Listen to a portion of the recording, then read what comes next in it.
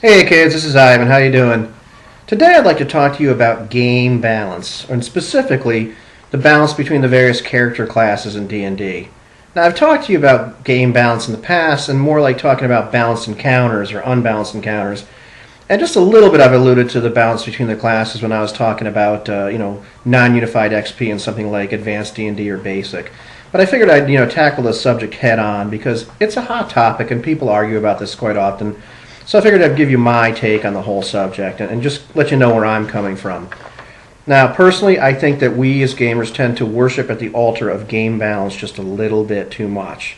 Now, this is not to say that I think that the classes should be so unbalanced that there's some classes that you just shouldn't play because they're losers and they're no good, and there's other classes that are just so overpowerful that they're no-brainers. You definitely want to play that class, and they're going to mop up the floor with everybody else. But at the same time, I don't think we need to reduce everything to some kind of mathematical equation where x equals y equals w and all that sort of stuff. That doesn't make sense to me either. Now, just figuring out how the classes are balanced in the first place is no mean feat.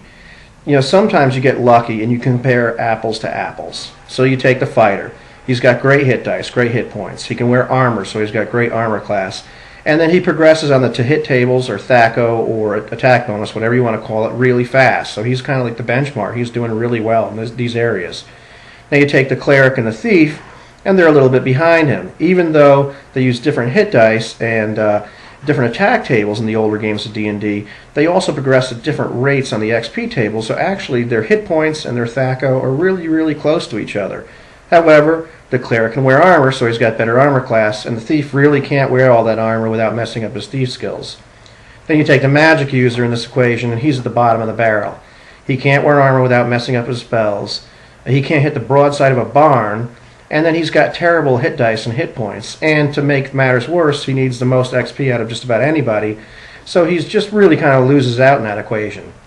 Most of the time, you're going to end up comparing apples to oranges. And so how do you compare the combat prowess of a warrior to the arcane spells and being able to use all these nifty, powerful magic items that a magic user or wizard might have, to all the thief skills and the backstabbing and the sneaking around and all the stuff that thieves do, to being able to turn undead and heal your friends and cast out devils and all that kind of stuff that something like a cleric can do? How do you equate those things mathematically? And you really can't. Now, having said all that, in my experience, the classes in like advanced D&D and basic are really balanced for the most part. I couldn't give you exact numbers because it's hard to quantify, but I've just never had the impression that, geez, these guys are really unbalanced. Now, what's more irksome to me though is the mindset that I encounter often, where the idea is that every class should be equally useful at every moment in time, no matter what the situation. To me, this makes absolutely no sense and feels nothing like D&D whatsoever. It blurs the line between the classes and it reduces them to some, a mathematical, numbers on a piece of paper that have certain powers and certain abilities, and you're just going to slap a different coat of paint on each one and call this a cleric and this a fighter and this a magic user. But they all end up having the same net result, and they're all equally useful in all these situations. And to me, it just makes no sense. It doesn't feel like the game. Now, an analogy I like to use a lot of times is the caper. Now, we've all watched movies or read books where there's a group of guys that are pulling off some kind of heist or caper or whatever, and they assemble this team of experts. And so you've got the mastermind, you've got the demolitions expert, you've got the guy that's a computer whiz that can, disable all the security systems, may break into the mainframe. You've got the getaway car driver, you've got the inventor, the weapons expert, maybe a guy like Q from the James Bond movies who comes up with all these nifty gadgets for these guys to use. You've got the safe cracker. You've got the high wire thief, like the cat burglar who's got such a high dexterity he can fit in all these spaces and do all this crazy stuff. And you got a couple guys that are really good at shooting people and fighting and keeping the other guys safe. And you might even have some kind of ninja-esque guy. So when this last security guard that nobody notices comes around the corner, this guy is hiding on the ceiling and drops down and kills him before he can ring the alarm. And that's a pretty standard group of people you find in one of these capers. Now everybody in that whole group has a role to play and at a specific time where the spotlight's on them and they're the key guy. If any one of them gets killed or lost or whatever, They might be able to do the caper, but probably not because they're all, they're all essential. But at any given moment of time, are they all equally useful? No, they're not. A lot of times they're trying to get the safe cracker to the safe, or they're trying to get the guy that's going to disable the mainframe and find some information. They're trying to get this little geeky guy there to do his one thing, and then get him out and get him in the car with a getaway driver and drive him away. So a D&D party to me is an awful lot similar. Fighters may get a lot of spotlight time because they're going to fight, do all that sort of stuff. But they're doing one thing and doing it well. A thief might get less spotlight time, but sometimes it's more clutch and more important because he needs to open this door or trap, or figure out something, or maybe do some recon. Maybe the cleric gets his big spotlight time when you open the door and you're in the Temple of the Ghouls and he needs to turn all these ghouls, or somebody gets poisoned or really badly hurt and he needs to help them out. And the magic user may have any number of things where his spells come into play and become very, very important.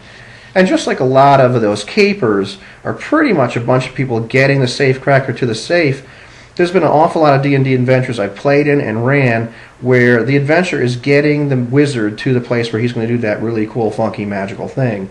And a lot of the times the wizard just hanging back. He may kills a bunch of people with some magic missiles, but his job is to get there and get this magic whatever and do that sort of thing. So everybody has their moment to shine.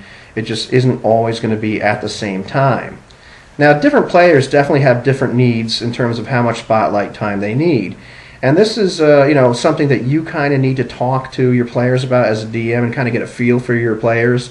And sometimes you're going to get it wrong. I screwed up in a game one time where I had a guy that was like a wizard thief, and I had a cleric thief NPC character which predated him in the game. And he couldn't open this particular lock, and I said, well, let this guy open the lock. And this guy did open the lock, just, he rolled good, and the wizard rolled lousy. And the player, kind of felt cheated. So you kind of have to, know the pulse of your players. Other players, kind of like myself, they don't care who does it. As long as the party is victorious, that's all we care about. And if I did it, great. If somebody else did it, great. But you kind of need to, get a read on your players. Now, personally, I think it's up to the players to recognize when a good spotlight time is for them, and just keep their eyes open. However, sometimes as a DM you need to kind of help out. Now finally, last but not least, having talked about all the powers and everything, most adventuring time is spent just adventuring. If you're in a situation where you're talking to a group of nobles, your class doesn't matter. It's more about your charisma, how you're dressed, are you wearing the right clothes, what languages do you know, did you even bother to learn the local customs or the politics, that sort of thing. That's what's going to matter in a situation like that. So be it a city, a wilderness, a dungeon, whatever, every class and every player can be doing things and adventuring and being really useful without ever invoking any of their class powers or abilities. I've had tons of adventures as a player and as a DM where almost no abilities or powers were used during the entire game. We had a blast because we had fun and we were adventurers. We went out and did things. And even in a party of mixed levels, you can still have various players be useful, even if they're a few levels behind everybody else because their old guy died. But to me, it's just all about how you end up playing the character, not the stats on the character sheet. That's how I find Game Balance works the best.